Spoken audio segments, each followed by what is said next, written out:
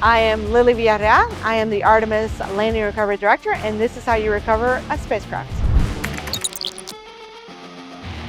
We are here in the well deck of the USS Somerset, where we did simulations of an actual splashdown and what it would take to get the crew out of the capsule and also recover the vehicle.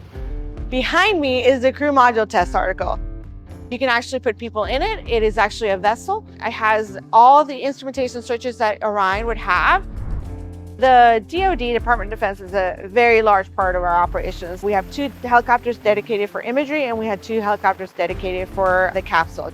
We have a whole entire Navy diver team, and those are the guys out in the open water. We do bring some NBL experts that also go in the open water with them, and they're really the guys who will be the first people who open the hatch and then eventually get the crew out.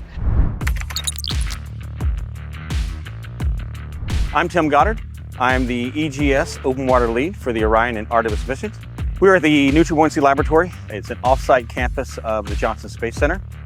We are training the Navy divers and helicopter rescue. Why we bring them to the NBL is for the very specific and technical nature of how you operate in and around a space capsule. We teach them the specific techniques they are required to do to keep both themselves safe, the flight crew safe, as well as the capsule.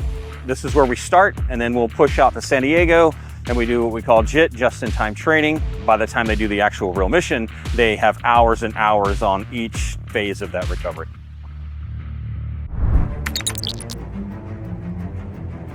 Objective for the day is DoD training. So today we're going to be training our divers and our air crews.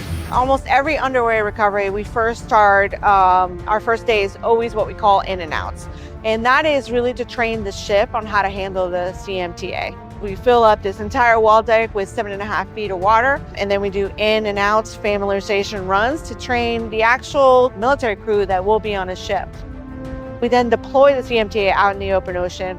We do whatever training exercise that we want to do. We actually like to simulate what it would be from splashdown all the way to recovering the crew back to the flight deck. And then we go into contingency simulations. We actually pretended that we had a hurt crew member, and then how would we deal with that from a medical perspective. The next thing we do is an iteration of recovering the capsule. We've gotten really good at recovering the capsule. We've been doing that for multiple URTs. We did it for Artemis I. The next thing, we did a full mission profile, and that is an entire exercise simulating the actual recovery. We have all 4 of our helicopters in play. We have the entire crew suited up in play, and then we go through the checklist of a splashdown. My name is HM2 Ruben Hickox. I'm a deep sea diving medical technician in the U.S. Navy. Recovery training that we've been doing, a lot of it has been transporting the astronauts safely from the capsule after they land to the ship, as well as utilizing the ship to recover the actual capsule. We have a couple inflatable rafts that we use. One is the stability collar, which is just an inflatable ring that goes around it, and then front porch, which is an inflatable life raft used to attach to the capsule. And once the front porch is stable and we can walk on it, that's when we'll start one by one, just taking the astronauts out of the capsule. The search and rescue med techs will hook up with the astronauts and they'll bring them up to the helicopter, fly them to Somerset, and as soon as they touch down, they have medical professionals all over, transporting them into the medical bay, making sure that they're good to go. This is a dream come true. I think everybody that works for NASA says the exact same thing, because it's such a big teamwork type of operation and very complex, and I just thrive and love on those kind of scenarios. It's long days, long hours, a lot of responsibility, but at the end, we all really enjoy it. I cannot wait to see it come back from the moon.